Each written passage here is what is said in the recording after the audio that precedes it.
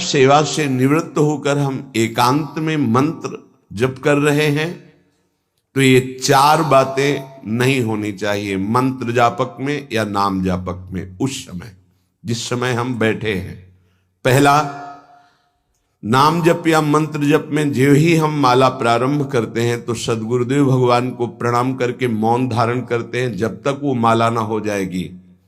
अत्यंत आवश्यक होने पर भी माला पूरी ही करनी है, तब बात करनी है। मंत्र जाप में ये नियम होना चाहिए। अगर ऐसा नहीं है तो फिर माला पुनः आपको प्रारंभ करनी पड़ेगी, उसे पूरा करने। बीच में रोक कर बात करके फिर आगे ये नहीं चलेगा, ये दोष माना जाता है। माला पूरी होने तक वार्ता नहीं हो सकती। बोलना बीच में, पहला दोष। दूसरा, इधर उधर देख ऐसे माला जपने की, मेरुदंड सीधी, नासाग्र दृष्टि ऐसे। जिसे नींद आने की संभावना है वो आंख मूंद के भजन करने मत बैठे। नहीं, कंबल या शाल ओढ़ा, आंख मूंछ ली तो माला छूट जाएगी और आपका समय व्यतीत हो जाएगा नींद में। ऐसा प्राय होता है। कठोर आसनों पे बैठ करके नींद ना आवे इसलिए नासाग्र दृष्टि रख के जप किया जाता है। उस मंत्र का ध्यान करते हुए आंख खुली हुई, बार बार पलक झपकना ऐसे ऐसे, ये नहीं, नासाग्र दृष्टि रखते हुए मंत्र जप करते हुए बोलना नहीं। जैसे 11 माला का नियम दिया है गुरु मंत्र का, तो जिनकी विशेष विशेष सेवाएं हैं, जब आपको समय मिले, जितना मिले अधिक से अधिक आप मंत्र जाप करें। जब आप आसन पे बैठकर मंत्र जाप कर रहे हैं तो बोलना नहीं है, माला पूरी होने पर ही बात करें अगर कोई अत्यंत आवश्यक है। दूसरा, इधर उधर गर्दन हिलाना, देखना, ये नहीं। मेरुदंड सीधी, आंख खुली हुई, आंख मूंद के नहीं जपना। एक महाभागवत की पत्नी निरंतर भगवदाकार वृत्ति में रहती थी, तो उनके पति जब पूजा में बैठते तो आंख मूंद करके बैठते ध्यानस्थ से। एक बार उन्होंने पूछा, प्रभु आपके आंख मूंदने और आंख खोलने में अंतर पड़ता है क्या? तो उनका पड़ता है। तो बोले आपकी पूजा अधूरी। हम चाहे बाहरी दृष्टि में हो या आंतरिक दृष्टि में हो, एक ही चिंतन होना चाहिए। आंख खुली हो या आंख बंद, तभी सच्चा उपासक है। तीसरा, हिलना मंत्र जाप के समय। ये कीर्तन में हो सकता है, पद गायन में हो सकता है, लेकिन मंत्र जाप के समय हिलना नहीं, ये नहीं। गर्दन घुमाना, बात करना। चौथा, हंसते हुए प्रपंच की वार्ता करना, हंसी मजाक चल रही, बोलना मतलब उत्तर देना। चौथे में जो हंसते हुए प्रपंच वार्ता करना। बैठे कुर्सी में 3 लोग, माला हाथ में, प्रपंच की वार्ता। अपमान कर रहे हो माला का, मंत्र का। आप क्या कर रहे हो? उपहास कर रहे हो। 4 लोग जा रहे हैं, माला सरक रहा है, बातचीत कर रहे, तो माला सरकाने से थोड़ी भगवत प्राप्ति होगी। जो माला की एक भी मन का नाम और मंत्र से खाली ना जाए, उसका चिंतन करते हुए, वो आंतरिक चिंतन को बढ़ाने के लिए माला है। माला सरकाने से थोड़ी भगवत प्राप्ति होती है। माला की मनका के सहारे से हम प्रत्येक मंत्र का चिंतन करके, उसका श्रवण करके, मनन करके, तब फिर आगे बढ़ते हैं। ये थोड़ी कि जल्दी जल्दी। किसी किसी की माला को तो देखते हैं कि इतनी रफ्तार से कैसे चल सकती है। अगर हम केवल राधा नाम भी जपें तो इतनी रफ्तार से नहीं चल सकता, क्योंकि हमें लिखना है राधा राधा। फिर अष्टादशाक्षर मंत्र या द्वादशाक्षर मंत्र, फिर इन मंत्रों को तो कैसे आप इतनी जल्दी, कैसे बिना अक्षर मात्रा दर्शन के कैसे आप मन का सरका दिए? 11 माला बहुत होते हैं। अगर जिस पद्धति से कहते 11 माला कर लो तो बहुत जल्दी मानसिक सिद्धि प्राप्त हो जाए। सामने मंत्र लिखा हुआ है, हर बार नवीन मंत्र की रचना कर रहे हैं। हर मन के पे, एक मन के पे पूरा मंत्र लिखा, फिर एक मन के पे पूरा मंत्र, फिर मन। देखो मन कहां भाग के जाएगा। मन निर्विषय हो जाएगा, सच्चिदानंद की तरफ दौड़ पड़ेगा मन। जबकि समय किसी को उत्तर देना, इधर उधर देखना, शरीर को हिलाना, हंसते हुए हंसी मजाक वार्तालाप करना, 4 बातें जब में निषेध है। जब काले न भासेत नान्यानि प्रेक्षेत बुधा न कंपेत शिरोग्रीवाम दंता नैव प्रकाशयेत। 4 बातें। हंसी मजाक, 2 साधक चल रहे रास्ते में, माला भी चल रहा, हंसी मजाक। तुम्हारे पास समय कैसे, तुम्हारा माला कैसे चल रहा है, तुम वार्ता कर रहे हो, हंसी मजाक कर रहे हो, ऐसा नहीं, इतने सिद्ध नहीं हो गए हो। जो शास्त्र जब काले न भाषित नान्यानि प्रेक्षित बुधा न कंपित शिरोग्रीवाम दंतान नैव प्रकाशित। माला जपते समय ये ऐसे हिलना डुलना, शांत, हंसी मजाक, न दंतान नैव प्रकाशित, दांत नहीं दिखाई देने चाहिए। गुरु मंत्र के समय तो मुख से वायु भी नहीं निकलनी चाहिए, मुख से। बस ये स्थिति, थोड़ा दांतों के बीच में जगह है, जिह्वा का अग्रभाग ऊपर के दांत के जोड़ पे है, हल्की सी नाक की श्वास से मंत्र का उच्चारण है, उसी का श्रवण है, और नेत्रों से दृष्टि में हम देख रहे हैं। भगवदाकार मंत्राकार वृत्ति करनी है। प्रभु के मंगलमय नाम उच्चारण करने से करोड़ करोड़ जन्मों के पापों का नाश होता है, ऐसा शास्त्र और ब्रह्म ऋषियों ने निश्चय किया है। भगवान का नाम उत्तम श्लोक है, पवित्र कीर्ति है। जो नाम जप करता है वो पवित्र कीर्ति वाला हो जाता है, वो उत्तम श्लोक भगवान को प्राप्त कर लेता है, भगवत स्वरूप हो जाता है। इस मार्ग में चलने वाले उपासक से, चाहे वो ज्ञान मार्ग का हो या भक्ति मार्ग का हो, कोई पाप बन जाए तो शास्त्रोक्त प्रायश्चित करने की आवश्यकता नहीं है। जैसे कृच्छ व्रत, चंद्रायण व्रत, बड़े बड़े कठोर व्रत पापों का प्रायश्चित करने के लिए हैं, वो केवल नाम जप, नाम कीर्तन अपना बढ़ावे, उसी से सारे प्रायश्चित हो जाएंगे। जप करने वाले को अन्य प्रायश्चित करने की आवश्यकता नहीं है। जब तक अनंत जन्मों के हमारे पाप हैं, तब तक हमारी नाम में रुचि नहीं होती। ये बहुत ध्यान देने का विषय है कि जब नाम की इतनी महिमा है तो सब लोग नाम में क्यों नहीं लगते? बोले इसलिए नहीं लगते कि इतने पाप हैं कि नाम की तरफ रुचि ही नहीं हो सकती। जैसे कोई कहे कि चीनी चीनी चीनी कहने से तो क्या मुंह में मिठास आ जाएगी क्या? भोजन भोजन भोजन करने से क्या पेट भर जाएगा क्या? तो ऐसे ही कृष्ण कृष्ण राम राम राधा राधा करने से क्या राधा मिल जाएंगे क्या? बड़े तर्क होते हैं ना दिमाग में। वो जड़ वस्तु है, वो न पहले थी न बाद में रहेगी, बीच में भी उसकी सत्ता नहीं है। नासतो विद्यते भाव।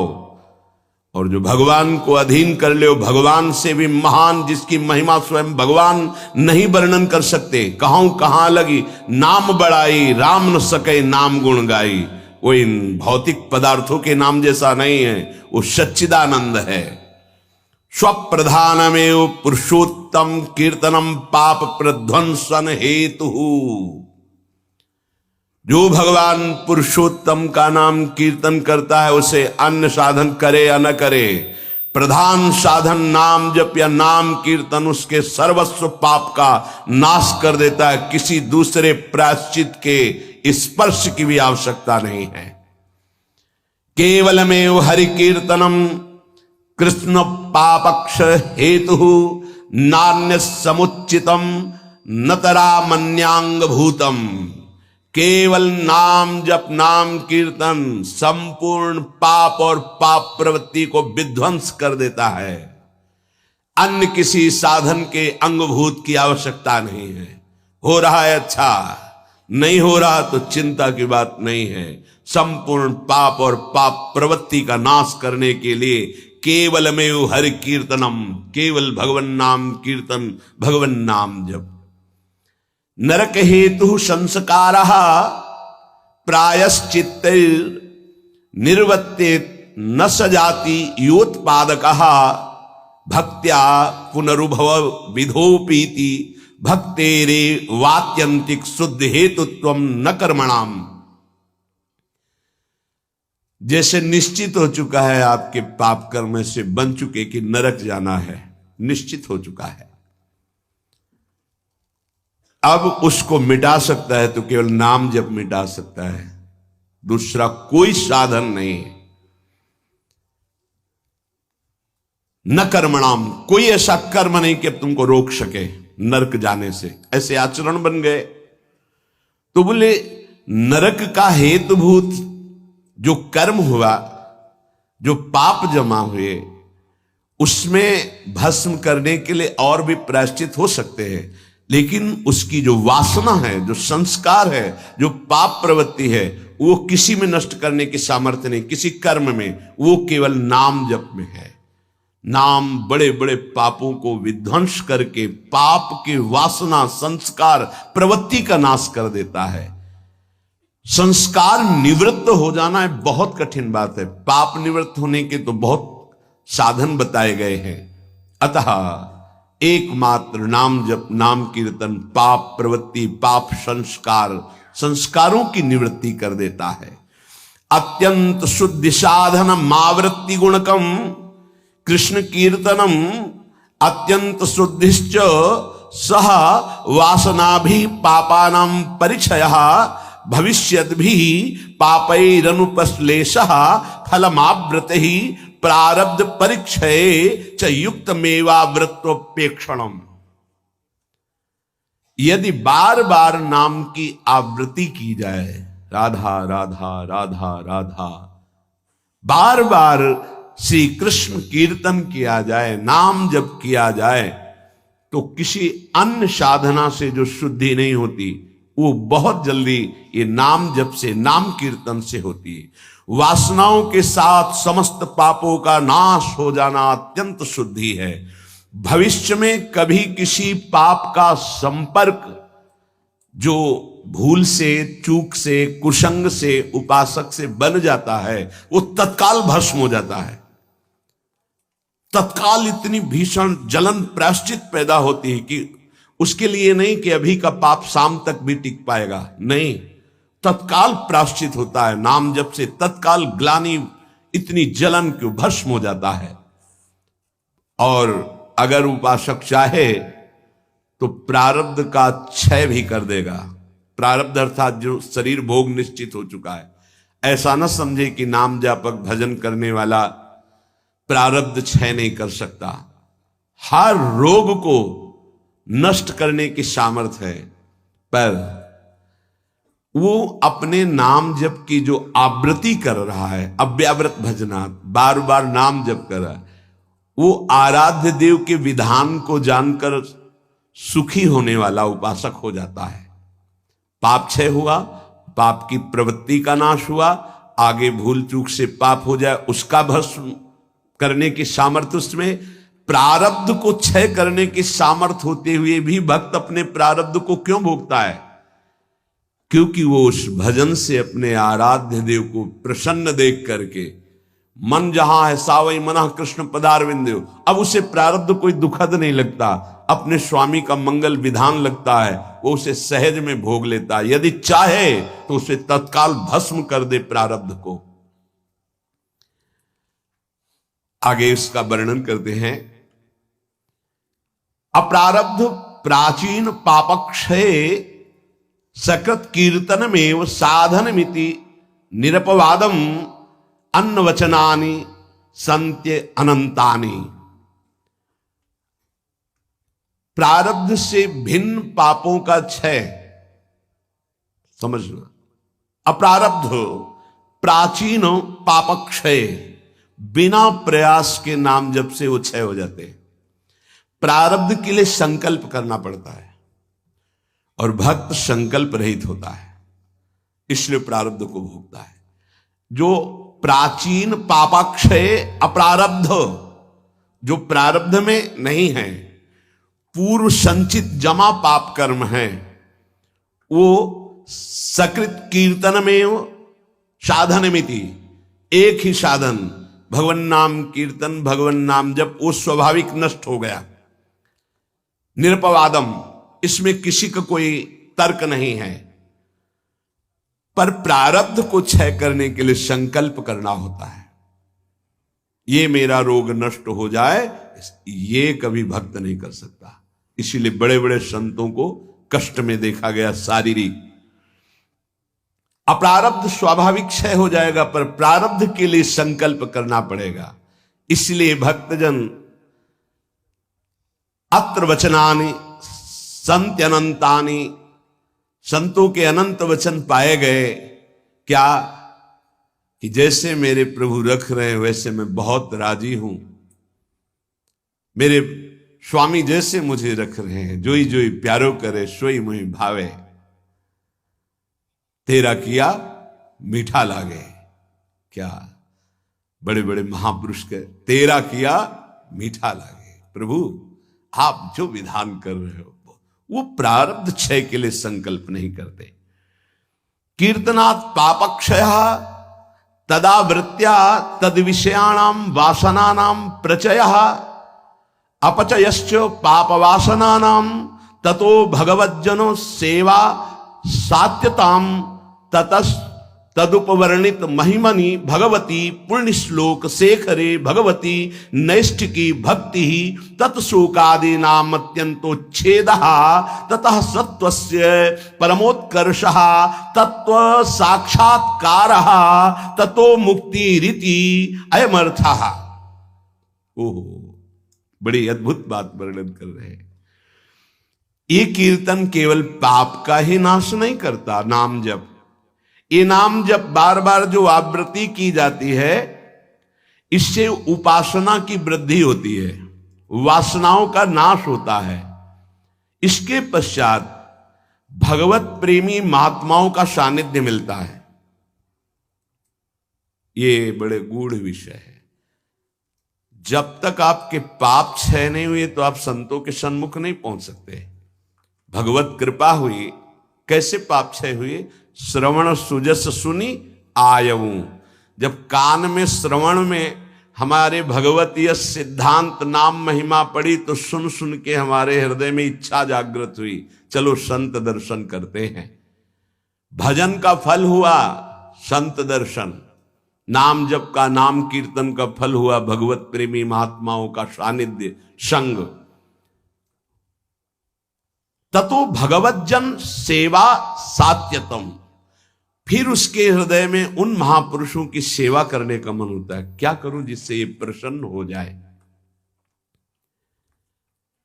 फिर उन महापुरुषों के द्वारा ततस् तदुपवर्णित महिमनि भगवती पुण्य श्लोक शेखरे भगवती नैष्ठिकी भक्ति, कैसे प्रभु में निष्ठा जागृत होती वो उपदेश करते हैं। किनको? निज जनों को। निज जन कौन?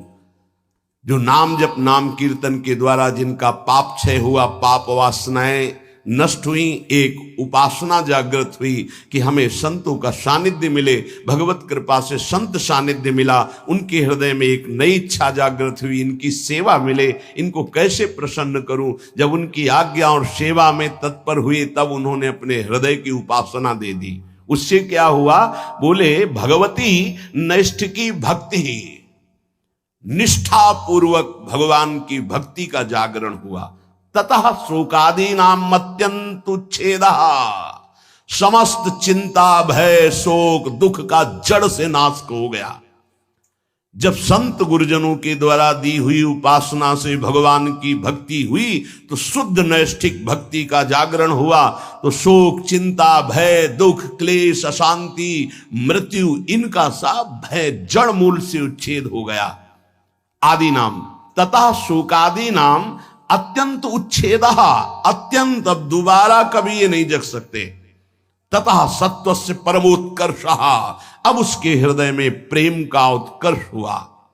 अगर वो चाहता है कि तत्व साक्षात्कार तो परमोत्कर्षा तत्व साक्षात्कार ततो मुक्ति, उसको तत्व बोध हो जाएगा और मोक्ष हो जाएगा। अगर वो ये नहीं चाहता है तो प्रेम प्राप्त हो जाएगा। भगवत लीला धाम में प्रवेश, दोनों तत्व बोध हो जाना या भगवत प्रेम, दोनों नाम जापक नाम कीर्तन करने वाले को प्राप्त हो जाता है।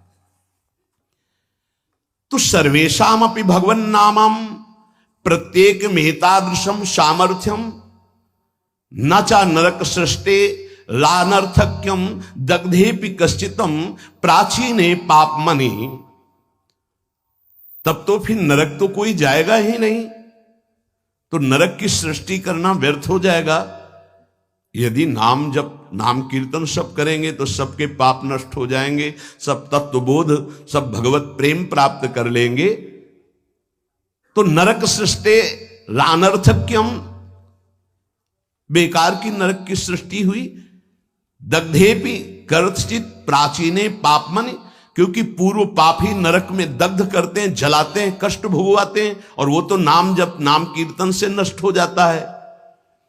तो कह रहे हैं तदुत्तर काल भावी भी रंगो भी महदवा मानिश्च नरकपातस्यापि संभवात्।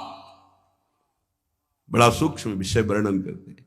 ना चावृत्ति गुणकमेव कीर्तनम सर्वस्यापि भविष्यतीति कश्चिदस्ति नियमः। एक तो सब नाम महिमा सुन भी नहीं पाएंगे। भारत में कितनी जनसंख्या है? 135-40 करोड़ तो है ही है। क्यों, ऐसे ही तो है 140 करोड़। क्या सब नाम महिमा सुनते हैं? क्या सब भगवान नाम कीर्तन करते हैं? नहीं। तो कह रहे हैं ये बात मत सोचो कि कोई नरक नहीं जाएगा, बहुत जाएंगे। क्योंकि नाम कीर्तन नाम जप में सब थोड़ी लगे हैं। दूसरी बात, जो नाम में लगे भी हैं वो कह रहे हैं कि संभावना है उनके नरक जाने की। कैसे? बोले यदि किसी महापुरुष का अपमान कर दिया, निंदा कर दी, वैष्णव अपराध बन गया, तो पतन होने का चांस हो जाता है। या आज्ञा शास्त्र की उल्लंघन करके कहीं ममता कर बैठे तो उसको पतन होने का चांस रहता है। बोले उदाहरण में आप बताइए कि नाम जापक कौन जो ममता करके अपनी स्थिति से भ्रष्ट हो गया? बोले अतएव भरत देवस्वापि ऋषभ देवेनानुग्रहीतस्यापि प्रतिबद्धा परोक्षानुभवत वादांतरायै रत्यंत सूक्ष्मन भगवद उपासना त्वाच तदुत्तर काल भाविना मृगाशक्ति रूपेण कर्मणा निकृष्ट देहारंभा मृगत्वपमपि। जहां निरंतर भजन के लिए राज्य और पत्नी और पुत्र आदि का त्याग किया भगवान ऋषभ देव जी के पुत्र भरत जी, वहीं मृग की ममता में आकर के मृगाशक्ति रूपेण कर्मणा निकृष्ट देहारंभा, निकृष्ट देह मृग की प्राप्त कर लिए। अगर ममता करेंगे चूक हो जाएगी, जन्म जन्मांतर के लिए कितना जाना पड़ेगा। उनकी सावधानी ये रही कि मृग शरीर में भजन किए तो अगले बोध संपन्न जड़ भरत जी के रूप में प्रकट हुए। अगर नाम जप कर रहे हो, भजन कर रहे हो और वैष्णव निंदा कर रहे हो, संत अपमान कर रहे हो, संत द्रोह कर रहे हो, तो आपको भ्रष्ट हो जाना पड़ेगा, अपनी स्थिति से गिर जाना पड़ेगा। जय विजय योश्च वैकुंठ वासिनोरपि ब्रह्मविदो मानादधा पतनम। ब्रह्मविद महापुरुष सनक सनंदन सनातन सनत कुमार का अपराध करने के कारण वैकुंठ में विराजमान जय विजय अधापतन को प्राप्त हो गए। ब्रह्मविदवमान जनितम ही दुरितम दुरत्ययम भगवद उपासनेनापि भगवद भक्तावमान जनितम च प्रपंचितम।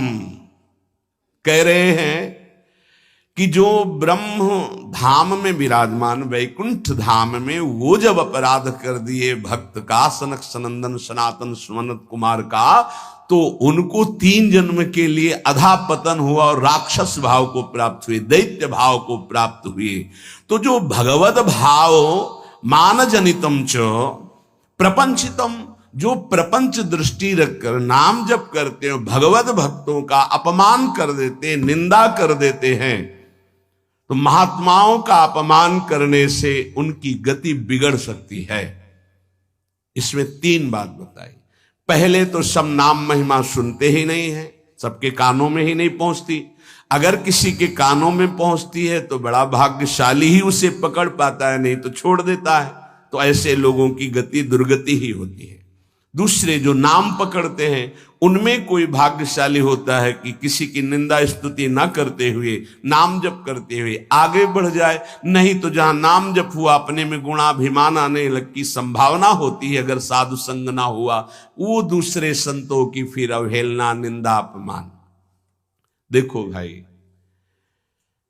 एक ही प्रभु हैं, 10-20 प्रभु नहीं हैं। उनके नाम अनंत हैं, उनके रूप अनंत हैं, उनकी उपासना अनंत है, उपासना की पद्धतियां अनंत हैं, मान सकते हैं। लेकिन प्रभु एक हैं, इसमें कोई संशय नहीं।